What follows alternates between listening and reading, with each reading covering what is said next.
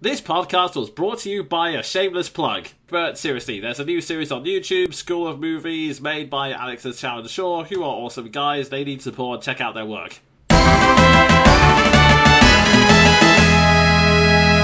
Hello and welcome to Monkey Broadcast, a monthly review and discussion show with me, the Jonin Monkey. And me, Sven the Crusader. I'm munching, and I am tired. Yeah, it's been a long month, and in my case, a long, busy and wet month. Yeah, sounds like England. Yeah, unfortunately. It's the weird thing about the British summer. We get a nice sunny bit in around the June-July area, then about mid-July we get nothing but rain and wind, and then suddenly in September, when everyone's back to work, it's sunny again. Oh, isn't that how it always works out? The weather conspiring exactly how you don't want it to. Yeah, pretty much. But anyway, enough depressing conversations about the weather. We've got a podcast to do, so it's time for us to leap into our first section, which is Q&A! This is the section where we answer questions from the audience. If you'd like us to answer your questions, either leave them in the comments or send them to me via Twitter with the hashtag MBQuestion. Our first question comes from Roy Havenstone, who asks, What are your favorite martial arts movies and why? Have fun, Jonin. I have watched all of Rush Hour. Well, yeah, that is an entertaining movie. I mean, it kind of barely qualifies as martial arts because of Jackie Exactly. Chan, but... Yeah, you might want to strap it because there are multiple martial arts films I like for many reasons. I don't think I have the time to go into each one in depth, but okay, if you want something that's a bit more artistic, I would definitely recommend Crouching Tiger, Hidden Dragon. That's an obvious martial arts classic, but there's also stuff like, I really wish I could remember the director's name. For the record, his name is Zhang Yimou. But the list of films he's made are Hero, Fearless, and House of Flying Daggers, and each one of them has been amazingly good. They have such good cinematography, they tell deep emotional stories, and Hero especially, if you ever gave me the chance, I've been tempted so many times to just do a video analysing every little bit of symbolism and colour in there, because it is a really great movie to analyse. I'll consider that a recommendation. Also on that front, I would recommend Fist of Fury. It's not so much artistic, but it is a very interesting Bruce Lee movie. In fact, one of the best, I would say, because I can kind of equate it to something like Get Carter, in that it's about revenge, but it's more revenge with a tragedy. That's the best way I can describe it without spoiling it. Huh. That's interesting, at least. But if you're not in the mood for artistic stuff and you just want straight up action, I can recommend House of Fury, which is best described as Spy Kids but for an older audience and actually entertaining. For absolute goofiness, there's The One, which is Jet Li performing a script that was originally written for The Rock. Oh, wow. It's funny you should mention that because I was looking up that movie just today by accident. Yeah, that one I can definitely recommend as a little bit of goofy fun, and I think it's also the first and last time you'll ever see Jet Li perform a Harry villain, and boy does he take full advantage of that. You know, I like the sound of that. Enter the Dragon it's a Bruce Lee film, but I think it's the best way I can describe it is a gateway martial art film, as it was designed specifically to get Americans involved, and whilst it's definitely not a highbrow movie, it is at the very least a competent and very enjoyable movie. I've been meaning to try and get into some Jackie Chan stuff because that is also awesome, but unfortunately I've only been able to get bits and pieces of that, so if you just want to watch good fight scenes, look up Meals on Wheels and Gorgeous. Those are also fun films to check out. And yeah, like Sven said, Rush Hour is also an entertaining film if you want to see Jackie Chan at his best as well. Yeah, pretty much. That's the only recommendation I can give, because, yeah, basically I was just given recommendations for the past 5 minutes. That's fair enough. The last but not least, again, technically this doesn't count as a martial arts film. Well, it barely qualifies as a martial arts film, I should say, but yeah. I would definitely include the live-action version of Mulan, just because it is a good movie in its own right. One which I'll probably review at a later Monkey Broadcast. Sweet. And, yeah, that's the answer to my question, so yeah, I recommend people go out and watch those movies, and we better move on to the next question, which I know Sven can get involved with. It comes from Luffy McDuck, and his question is, what are your thoughts on Naruto Gaiden now that the series is over? That's complicated. Do you want to go first? Okay, for those of you who have just started listening to this podcast, Naruto Gaiden is a spin-off manga set after the original Naruto series. We reviewed the first few chapters of it back in, I think it was the May Monkey broadcast, which you can find at thejoninmonkey.podbean.com. But yeah, like Luffy McDuck said, it's over now, so my general thoughts on the series, I actually kind of enjoyed it. I mean, it was focused on Sasuke and Sakura's daughter Salada, who I never expected to like, and I really liked her character from start to finish, so kudos there, and in fact I'm actually more excited to see her in action than Naruto-san now. Go figure. I say pointing to me.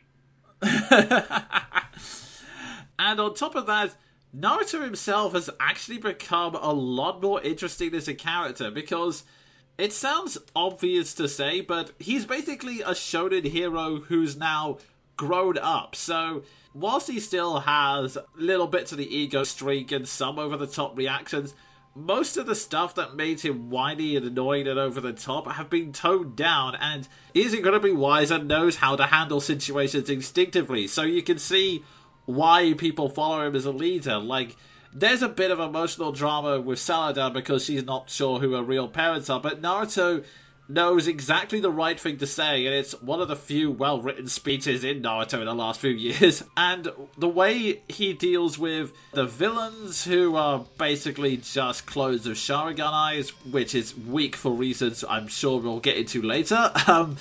Yeah, we will. But I really, really love the way he handled it. Like, instead of just a ridiculous over-the-top fight breaking out, he basically just grabs each of their weapons one-handed. I should explain that he can create multiple clones of himself, hence why he's able to do that. But yeah, he grabs all of them with one hand and calmly says, "How about we all calm down, eh?" And gives them a death stare so terrifying the clones just are paralyzed with fear and just drop all of their weapons right then and there. Yeah, that's an impressive leader I can respect. Especially considering where he came from. Yeah, definitely. So, yeah, those are positive elements I like about it. That said, Choji's kid, I forget her name, but it honestly doesn't matter. And the jokes they keep trying to make with her are just not funny at all. Yeah, but I guess to be fair, I can't even remember the last time Naruto made me laugh with it and not at it, so I guess that's par for the course. I suppose, yeah, but still, still, it's disappointing in an otherwise good manga. Yeah, and yeah, the villains were just bland. I mean, can we just have a Naruto villain that's not based around the fucking Sharingan for once? For once? Apparently that's too much to ask. And on top of that, I can't believe I'm saying this after Danzo and his Sharingan, but this was the laziest use of the Sharingan I have ever seen in my life. Ever. In my life. Of all time. What, are you saying you didn't like the fact that he was just a guy who split off into little Sharingan children? I might be applying that. That may be the implication I'm going for. Yeah, if I were to... Well, actually, I have another criticism to level at this series, but if I were to give a major one... My god, the villain's bad! Even by Naruto standards! Yeah, I mean, he barely has any function in the story. Like, he briefly kidnaps Sakura for a bit, and then goes, "Well, I must now deal with you." Sakura goes, "Yeah, you do realize I was just trying to get information out of you, right? Now let's beat the crap out of you." Yeah, pretty much. The main antagonist of Naruto Gaiden's entire point is to rant pointlessly and then, in the words of Death Battle, have the god punched out of him. Pretty much, yeah. It's like, I mentioned before that Naruto gave a pretty damn good speech to Sarada about how it doesn't really matter whether or not you're related by blood, it's the relationships you make. But then you have this guy droning on and on about, oh, all we really care about is passing on our genes. We continue our survival in order to pass down our cells to the next generation. None of it matters. None of the love and sex matters. This whole thing is about parenthood, in case you haven't quite realized it, or realize it's about parenthood, and I'm the villain, so I'm taking the cold moral approach. There are cells that multiply and spread, and Yeah, that's pretty much it, by the way. That's not an exaggeration. I wish it was an exaggeration, but it's not an exaggeration. Yeah, so that's the major criticism. The only other one the only other two things I can think of were pretty minor. One, Kishimoto, can you please stop giving the characters vocal tics? It's not endearing, it's just stupid. I can sign on for that, for the record. Yeah, I mean, just to explain, we've had Naruto's data bio, which was translated to Believe It, and for people trying to decide which one is more annoying, I'm pretty sure the Japanese found data bio annoying as well. It's just that we understand what Believe It means, not so much data bio. But Yeah, you can ask the English audience what they think of that phrase that they took the piss out of for about 10 years of anime fandom. yeah, but it's actually kind of bad here as well, because you can tell they're struggling to find words that fit in the English equivalent, because I was reading the official Shonen Jump translation. I've subscribed to their service recently, and my god, the catchphrase they've used for Sarada is, "Oh yeah." What? Yes. What? Huh? Yeah, so basically there is one moment where the official English translation quote is, "I will protect all of you. Oh yeah!" That is stupider than Killer Bee's war cry. I did not think I would say that. Yeah, so there's that, and also the fact that they try to include a little bit of drama by who Sarada's real parents were, and it's kind of solved in a very anticlimactic manner. Yeah, I mean, on the one hand, it was kind of satisfying, because if it had gone the drama route, I would not have been impressed in the least, because that was stupid Mexican soap opera bullshit, was what that plot was. But I agree that the way that it was solved was kind of... The anticlimax was funny, I'll admit, but it was still an anticlimax. Yeah, it's pretty much, mild spoilers, basically what it boils down to is, there was a blood test that occurred that a character named Shuigetsu performed, and it confirmed that Sarada's blood matched Karin's. And then at the very end of the series, Karin comes back and says, "Wait, that's ridiculous. Sakura gave birth to her right here in the lab. But we took the genetic example from this thing I found here." You idiot, that's the umbilical cord!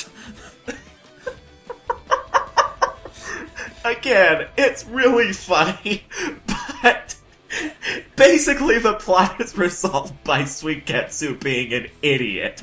Pretty much, yeah. So, that's pretty much all we can say about it. It was enjoyable, and it's actually made me excited about seeing more Naruto again, which is something I never thought I would say, but I think I can enjoy more Naruto stories that are smaller scale like this, rather than the ridiculous grand scale world destroying wars they had in the finale. So yeah, I'm more excited about this, but it's still not perfect. That's the best way I can describe it.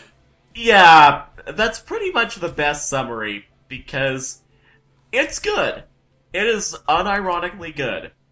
But it also has that traditional Naruto silliness. It cannot be denied. Our next question comes from the Infernity Zero, who asks, What do you think is the biggest obstacle when adapting a game into a movie? Ew. That's difficult for me because I don't really make a habit of watching adaptations. I mean, after the Harry Potter movies ended up being even more mediocre than the later books, I kind of gave up. Yeah, to be honest, I don't really make a habit of looking out for adaptations either. I mean, the closest I've done is the Legend of Zelda manga, but that's really it, honestly.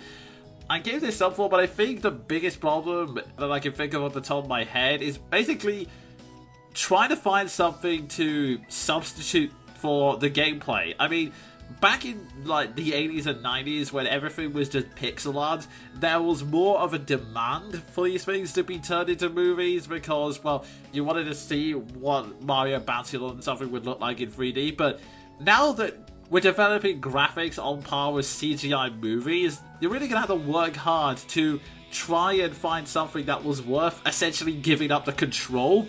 I mean, in Final Fantasy and their children, they did it by having these big flashy fights, and admittedly a completely mediocre story, but... Admittedly. Really, I only liked that movie because I have a weak spot for Final Fantasy VII, even though it is silly, and because the English voice cast was good. Yeah, that is true. They made a really good choice of Sephiroth there, but...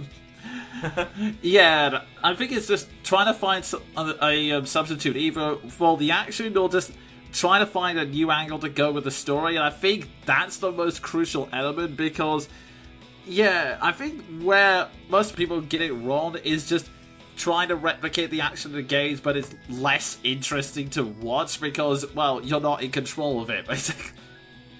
Yeah, pretty much. So basically you could sum that up with the entirety of Uwe Boll's filmography. Yeah, well, Uwe Boll doesn't really try. He just goes, oh, I will just take a few basic elements and then I will make a crappy movie out of it with my own premise.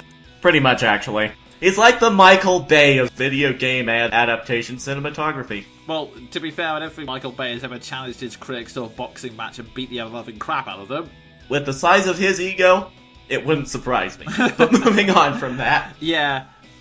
Yeah, that's pretty much it in like a video, just trying to find a way to substitute for the action. Like, from time to time, I keep having ideas for Legend of Zelda movie, and I've always thought if I was going to do that, I would have like a small character-focused story rather than a big legend, because you can find those a dime a dozen in the actual game, so that decision is kind of the key for these adaptations, and it's also the reason why after reading an interview, I absolutely refuse to watch the Super Mario Bros. Movie because everyone keeps saying, oh yeah, well that movie is hilariously bad and it makes original concepts. The thing is, the reason why they deviated so much from the games is because it was taken over by two twits who decided that, oh yeah, we're going to make this story and say that the games are based off of this, so the games are just the legends. Here's what actually happened, which, of all the conceited ideas you could think of, that is pretty high up there. Oh god, that's almost worse. Actually, technically speaking, that is worse than the changes they made in Game of Thrones. Yeah, because here's the thing. Changes happen, and sometimes you have to do it because of adaptations. I accept that. But when you start claiming that, oh, no, this is what actually happened. This is the real version. The original you grew up with, that's just an imitation. It's just like, dude, get over yourself, for God's sake. Yeah, basically, don't do that. Yeah, pretty much. So, moving on. Our next question from the Infinity Zero is... In Hyrule Warriors, were there any characters you thought were represented better than in the source material? Good luck, Jonin. Yeah, I figured that was coming. Off the top of my head, I'm tempted to say Ruto, Impa, and Zelda, but that's for two main reasons. For Ruto's case, it's the fact that she's less annoying and doesn't demand that you carry her, which, oh thank God... Oh god, I'd forgotten all about that. Yeah, that's something I could frankly do without. As for Zelda and Impa, the reason I picked them is just because, whilst I don't really know if a Zelda like this, like personality-wise, would work in a mainstream Zelda game, I would like these characters to show a little more agency and initiative. Like, I do like the idea of, for example, Impa being commander of soldiers and actually leading the charge, or Zelda actually getting involved in the battlefields. I mean, I'm sure people are going to mention, oh, well, she had a sword and led armies in Twilight Princess. No, she stood at the back of a throne room and dropped the sword as soon as Zandy went, oh, by the way, people are probably going to die in this fight. It's like if you took every surrender in the Fire Emblem series and made it cheesier.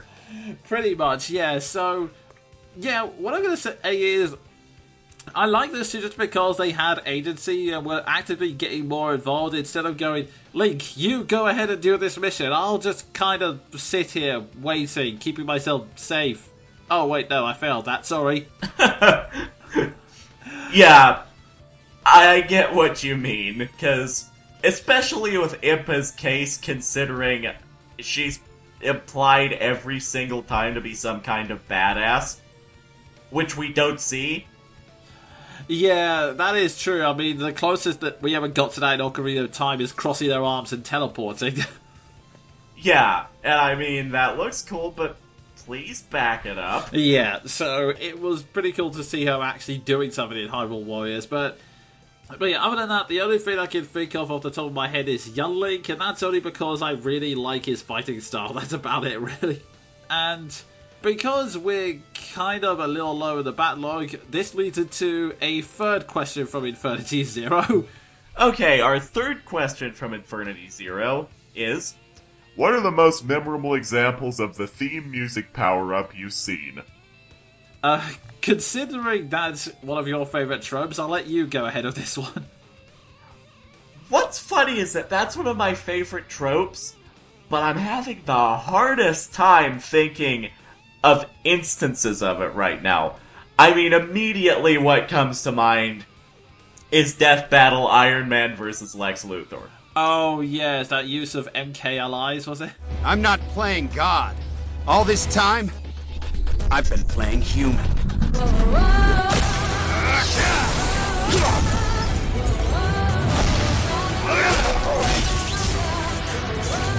It could not have been a better song for that moment. Just so triumphant. Oh, yeah, that was freaking awesome. I believe you also mentioned JoJo's Bizarre Adventure to me a couple of times. Or, no, wait, was it JoJo? No, it wasn't JoJo's Bizarre Adventure. It was Fist of the North Star. Oh, yeah, actually I did. Because I'm talking especially about the most recent anime movies of that, with the really ramped up animation. There's this awesome song called Light Seekers, and even though, and I grant this readily, Fist of the North Star is ridiculous, its main character is ridiculous, there's one moment where he is fighting, I believe, the second big bad of the story, and Kichiro just gets this awesome theme music power-up with a new fighting style and a new attack. 天も興奮しておるわ。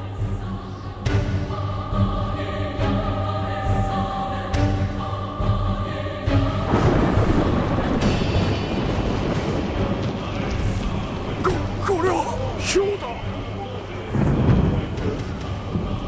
行くぞケンシロウ。天空に極星は2つはいらん。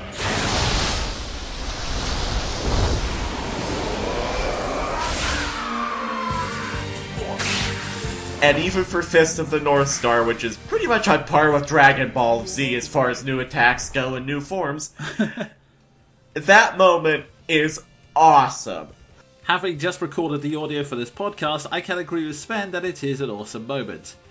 And because Sven's reminded me of shonen anime, I have to mention one moment in the Dragon Ball Z movie Battle of Gods, where during the final battle, the rock song Hero, played by Flo, kicks in halfway through. I can destroy my world!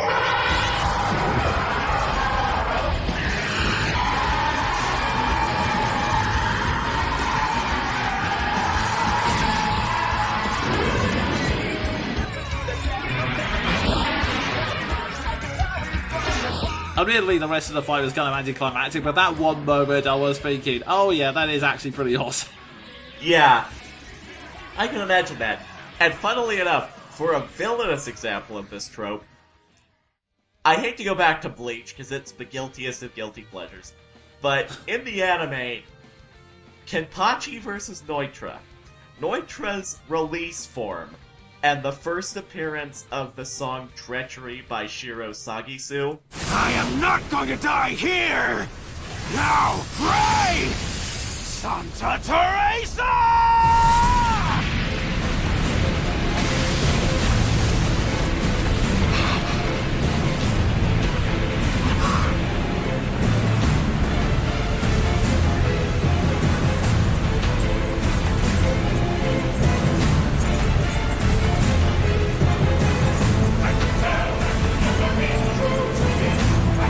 Holy crap, that song in that moment is awesome. I'll have to go back and watch that. It's been a long time. I know Bleach had a lot of good music power-up moments, or in the case of Aizen, one music power-up cancel. It's true. That was Aizen's finest moment. And then his character promptly shot a hole straight through the earth to Mars. Yeah. Just to give another example, one of the reasons I absolutely love the Xenoblade song, Confront the Enemy, is because that's often used as a music power-up moment. Oh yeah, I think I know which song you're talking about too. Yep.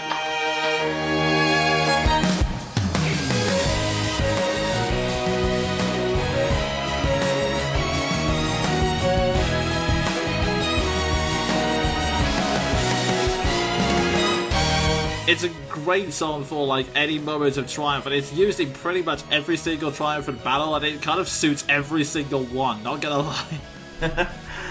Yeah, given Xenoblade and what I've heard of that soundtrack, I'm not the least bit surprised. Indeed. Also, in the Smash 4 music options, I only allow that song and Mechanical Rhythm to be played on the Xenoblade stage. Fair enough. I'm gonna have to look that song up now because that just sounds awesome. Yeah. Those are the best examples I can think of, so that would move on to... Unless, do you have any other examples, Sven, before I move on? I kind of have one, even though I'm not sure if it counts, and I've never actually watched the anime or any of the movies properly, but I do know of one theme music power-up in Neon Genesis Evangelion, which is in, I believe, Evangelion 2.22, that movie. The ending, where Evangelion Unit 1 basically becomes God, and the music that plays is the most dissonant thing ever, because it's a peaceful piano melody playing over the end of the world, and it works. Huh. I'm gonna have to look that one up now. Yeah, I would recommend it. It's an impressive scene. Okay. That's another list of recommendations. But, For both of us, yeah. in fact. So we now move on to the final question, which, as always, comes from Tomb Junkie. Of course. And the question is... Have you seen where my skunk got to? I can't seem to find him after turning him invisible. Toon Junkie, what have you been doing? Have you been messing with the flux capacitors again? Yeah, I've been trying to convince him not to take up dark arts, but he just won't stop. Oh, great. Now we're gonna have the roadkill version of that awful movie, The Hollow Man. Yeah, I would advise smell, but then again, if you're someone like me whose sense of smell is completely shafted, I guess the best thing to do would be just spray paint around, and hopefully if he's still in the area, the paint will give him away. If not, well, your house probably needed redecorated anyway. Yeah, so basically, that's our recommendation. Splatoon! Oh wow, it is. I completely forgot about that. Oh dear. Oh yeah. That's all the questions we have for this month. They're pretty entertaining, keep them coming, especially since, like I said, the backlog's getting a bit lopsided at the moment. It's mostly consists of Infinity Zeros and Two Junkies questions. But yeah, this now moves on into our next section, which is... Reviews! This is the section where we go in depth on something we've read, watched, or played this month. I know you've been busy, Sven, so do you have anything at the moment, or...? Nothing I can make a full review out of. Yeah, okay, fair enough. Yeah, it's been kind of busy all round, so I haven't had a chance to catch any recent movies or games, but one thing that I did do A work colleague of mine lent me a DVD with a bunch of episodes from a series we both enjoyed in childhood, and I decided to revisit that by looking at something I've actually been meaning to review for a while, just because I've always thought it'd be fun to do. And that is one of the 2 movies based on this series. I'm going to stop on beating around the bush now and reveal that the series in question is ThunderBirds. Ah, yes. I believe we've had a discussion in private chat about this series before. Yeah, if you're one of those young whippersnappers who has not watched the new recent series and has no idea what we're talking about, allow me to educate you. ThunderBirds was a puppet series created in, I'm tempted to say, around 60s and 70s, created by Gerry Anderson, which is, let's not beat around the bush, it is a series based around puppets and cool-looking flying machines.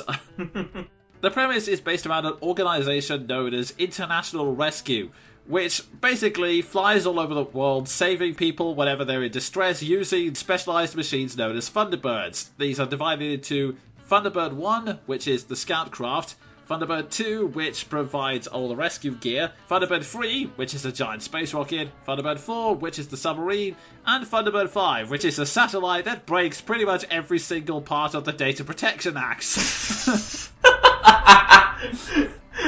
That's the best way of putting it you could have used. Yeah, basically it listens to radio frequencies and keeps an eye out for emergencies, and Lord knows whatever else John Tracy feels the need to listen to. Anyway. Aha! I'm suddenly reminded of old CB radio truckers. I'm going to cut that thought off before I start singing Convoy by C.W. McCall. So yeah, basically towards the end of the series run, they decided to invest in a movie, and the first of these 2 movies was called Thunderbirds Are Go, which is rather confusing because not only was that the catchphrase said at the beginning of every single episode, it's also the name of the new CGI series they've just released on ITV, so yeah, that's really bloody confusing when it comes to labeling, but I can imagine. Yeah, but the premise of this movie, well, I could explain the premise, but it's probably better if I just go through the way it's set up, just because it's better than explaining the premise outright, but it's also a lot funnier considering the way the premise is set up. Go on.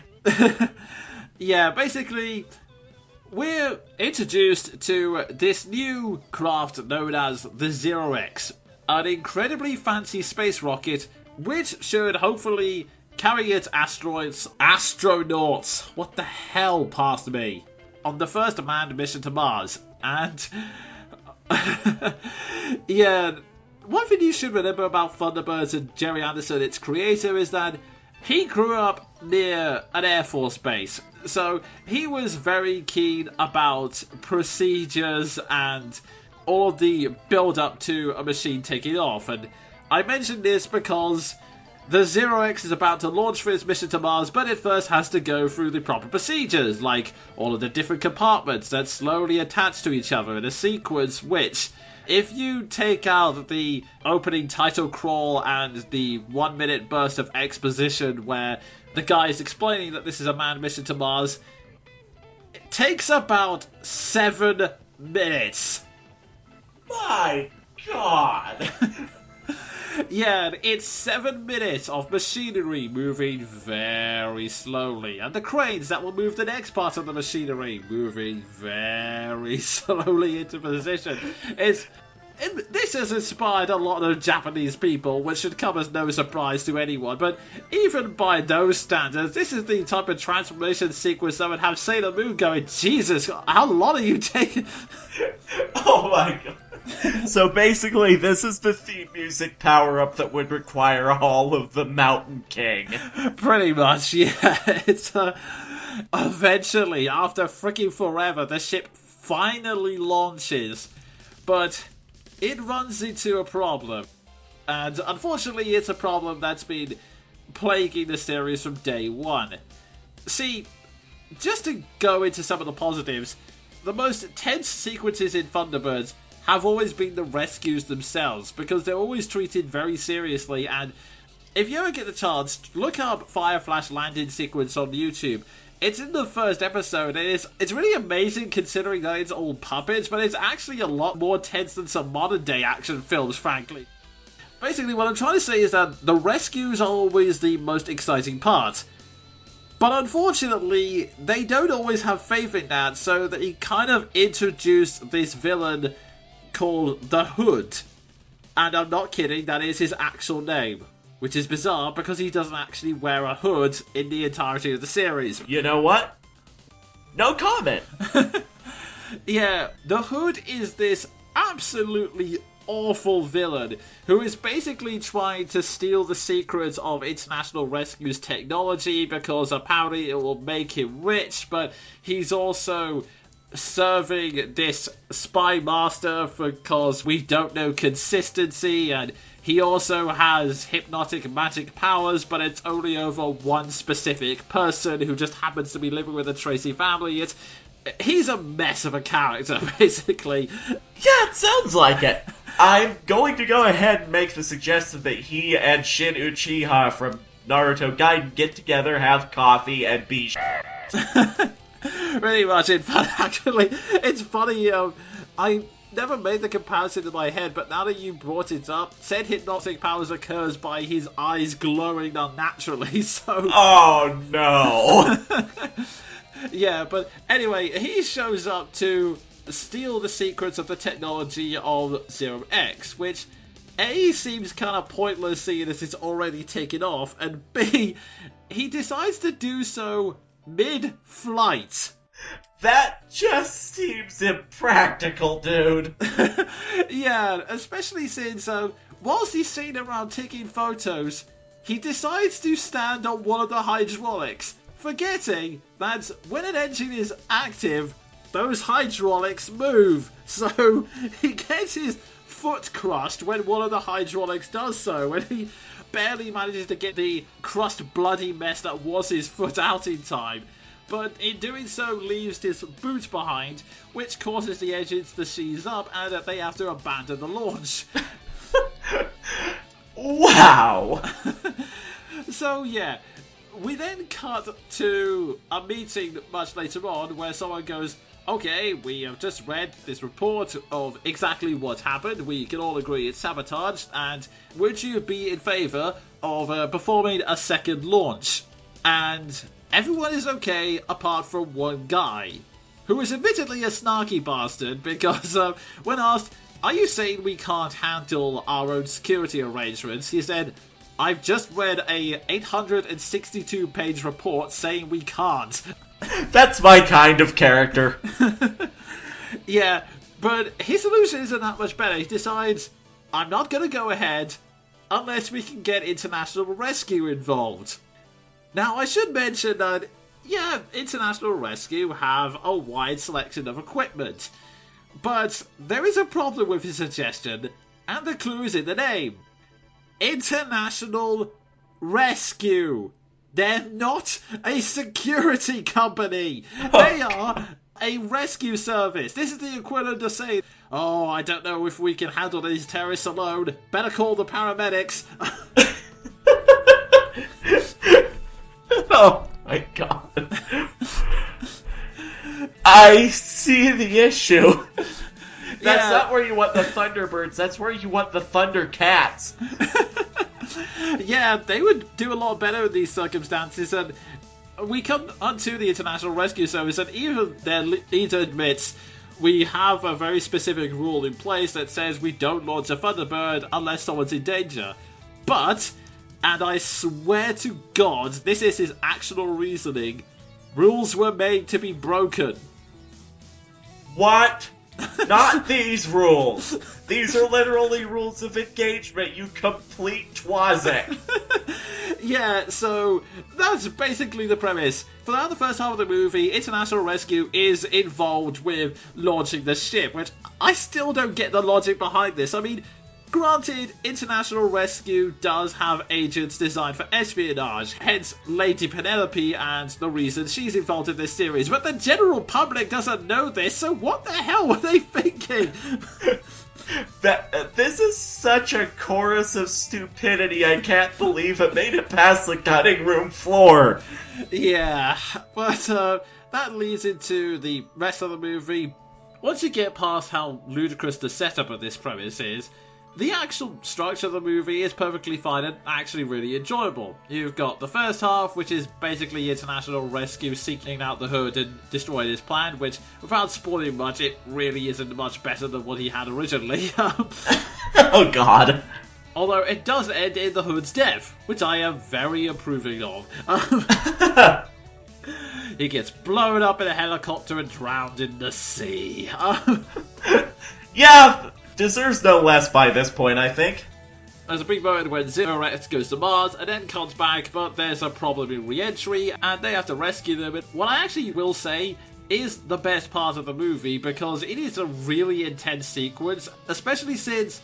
Here's the thing, a lot of movies fail by trying to add some, like, really cheap drama into this, like, oh no, what can I do? I don't think I have the skill for this, but no, the creators of ThunderBirds decided, you know what? Having to rewire a control panel in a rocket that's hurtling at about 2,000 miles per hour towards the Earth is probably more dramatic on its own. They decided to just let the tension speak for itself on that sequence, and it makes for a really, really good finale.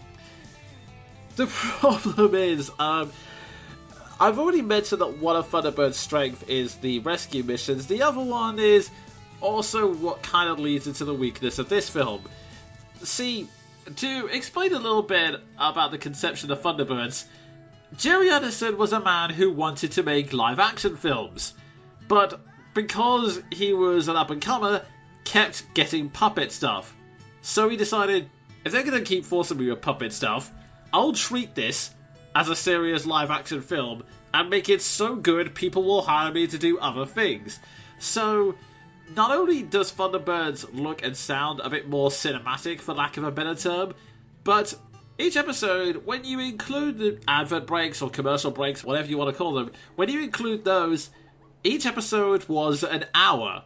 So they're kind of like mini movies in themselves, and they have more than enough time to build up the pace, establish the characters, slowly put in place everything that's going to happen about the accident, make you actually give a damn about the people in peril. You know, all of these things they establish in these hour-long episodes.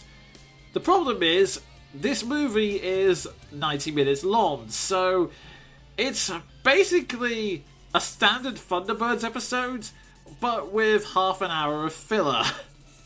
Wow.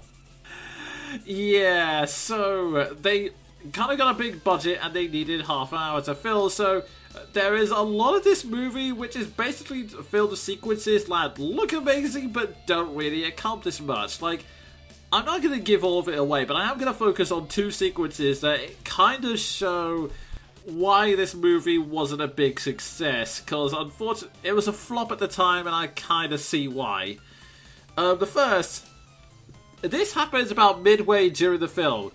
After the Hood's plan is defeated, Lady Penelope says to Scott and Virgil, hey, you know, we can go and stay in my hotel room. There's a nightclub known as the Swinging Star. We can probably go in there and celebrate. But Alan, because he's in space, has to land at Tracy Island, and he gets back too late to go to the Swinging Star themselves, and he's a little grumpy at first, just thinking, oh, just my luck.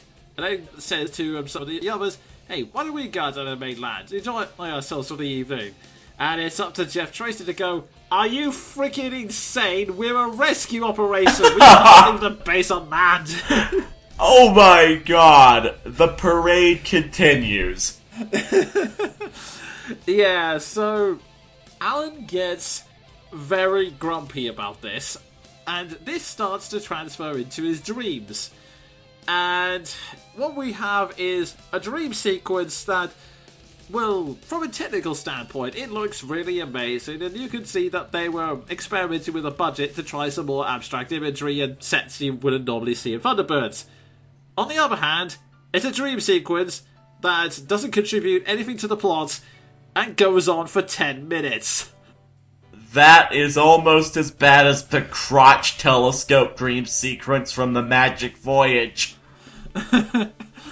Yeah, it's a really lavish and incredibly overdone sequence, and it's really not helping me sympathise with Alan's character, especially since there's one exchange. Oh, what was it like when Scott and Virgil went to the Swinging Star? Oh no, they didn't go to this Swinging Star, Alan. It's all for you. What? Yeah, it's pretty much feeding his own ego at this point, and this is not getting into one of the most baffling parts of this sequence. You don't get many celebrity cameos in ThunderBirds, with good reason, considering it's, the f***ing future, but the arrival of, and I swear I'm not making this up, Cliff Richard Jr.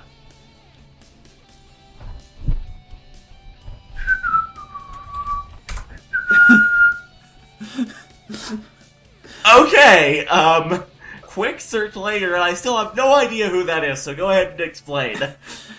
How does one explain this guy? Cliff Richard, and that's a name he chose for the record, is a British singer-songwriter with a very long career, and by long I mean just before the Beatles showed up. He started off as a rock and roll singer with his backing band The Shadows. The reason why it's so odd to see him now is because over time he's shifted his focus away from rock and roll to softened Christian music. And on top of that, he's started to get a little bit full of himself in the most embarrassing ways possible.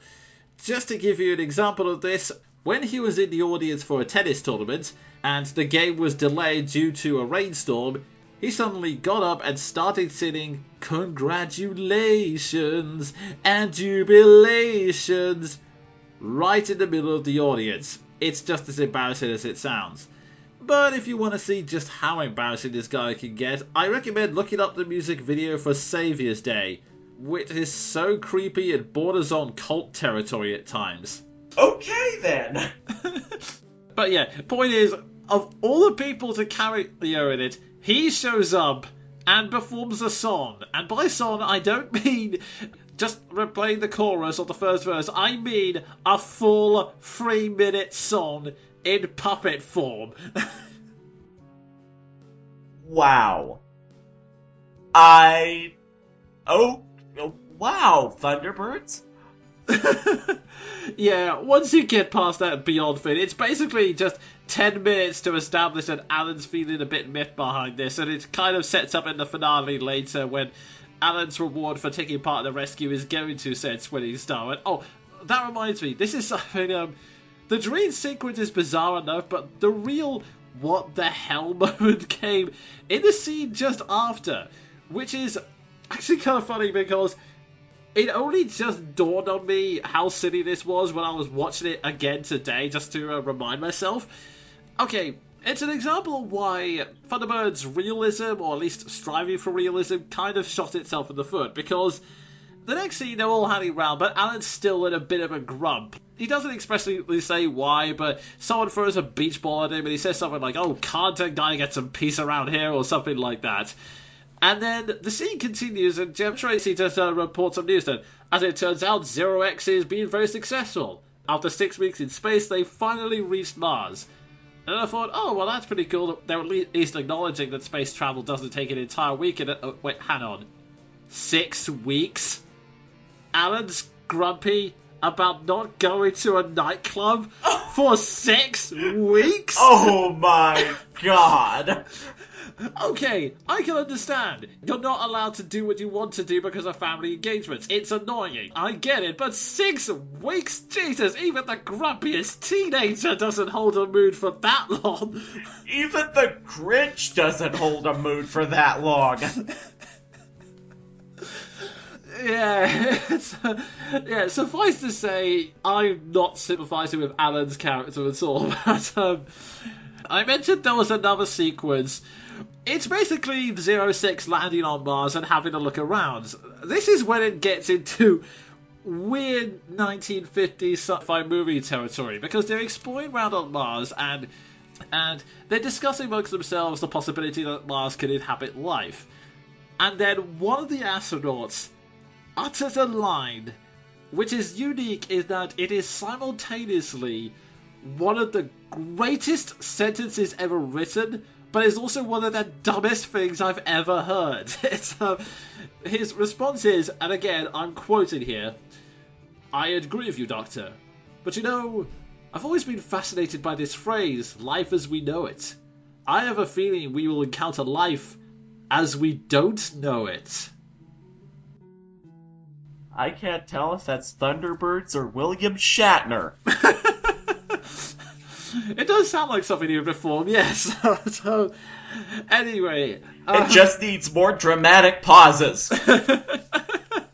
But yeah, they're exploring Mars, they collect rock samples, and it turns out this disturbs the life on Mars, which turns out to be rock snakes that fire rockets out of their mouths.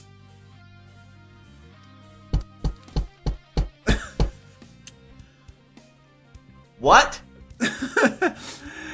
Yeah, it's this really bizarre, out-of-place sequence where suddenly these creatures are rising up B-movie style and are throwing these sparkling rockets out of them. And a weird bit of unnatural dialogue. The guys are going, "Mission Control, this is the landing crew. We're being attacked by a form of life we do not understand. Help! Unexplained circumstances! There may or may not be giant rock snakes rising up out of the ground shooting rockets behind us to the tune of March of the Gladiators! Yeah, I think that kind of sums up the movie pretty well in that, yeah, as much as I enjoy this movie, you can pretty much tell from what I'm saying why it flopped. It's got some really entertaining moments, but it's all over the place in terms of tone, in terms of what it's trying to do, and it's just one of those things where people got money and instead of actually thinking about what they're doing, they just thought, screw it, spend it on whatever the hell you feel like. In the words of Kikoskia, we could do this and get loads of money!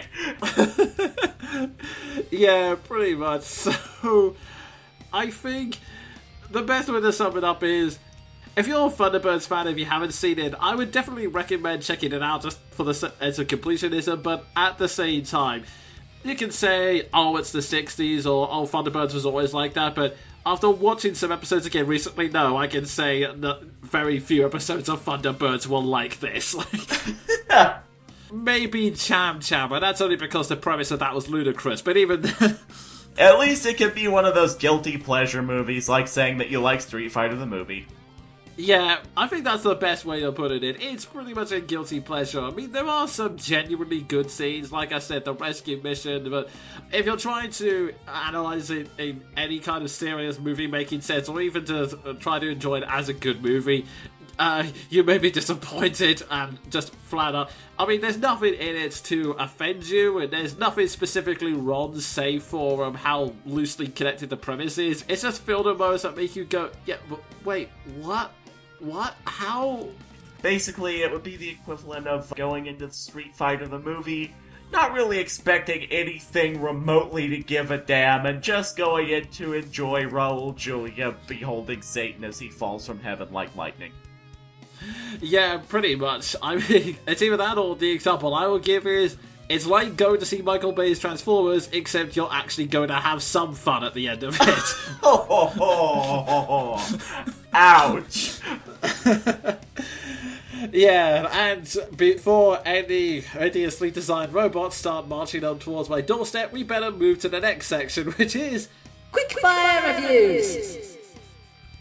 Yeah, this is our final section, and it's where we review everything else we've read, watched, or played this month, but within the maximum time limit of 60 seconds. Okay, so I'll just start off first with a quick one. I'm just setting up the timer. Yoshi's Woolly World, a platformer where all the graphics are things knitted out of, well, wool. Basically, the spiritual successor to Kirby's Epic Yarn. And honestly, it is a lot of fun. It's not the most challenging platformer in the world, but it is a very relaxing game and a very nice way to unwind after a long day, especially with its mellow soundtrack. Trust me, if you're ever stressed, I highly recommend listening to the Craft Iron music. That is one of the most soothing guitars I've ever heard in my life. And that's everything I can think of, so Sven, over to you. BioWare's Jade Empire, as I like to call it, Dragon Age in China. Basically, stock BioWare fare, the combat system is definitely unique, I can't say I've used fighting styles quite like that before, but overall an enjoyable game and recommendable to anyone who likes BioWare, although I will warn that this game is perhaps the most cliche thing I've ever seen in my life. Basically, imagine a plot that is a combination of Avatar: The Last Airbender and Assassin's Creed. And now I'm gonna have to add that to the increasing backlog, thanks, Sven. Well, luckily for you, it's $6 on Good Old Games right now. And it's also from 2005. It's just a question of having enough money to spend, I say, looking at the copy of Monstrous Regiment on my desk now. I'm glad I had an effect. Indeed. But yeah, and yeah, that brings us to the end of this Quickfire review section and the end of this month's podcast. As usual, if you have any opinions or additional questions, feel free to post them in the comment section. That's what it's there for. But yeah, until next time, I've been the Jonin Monkey. And I've been Sven the Crusader. Moon rock snakes dancing to circus music.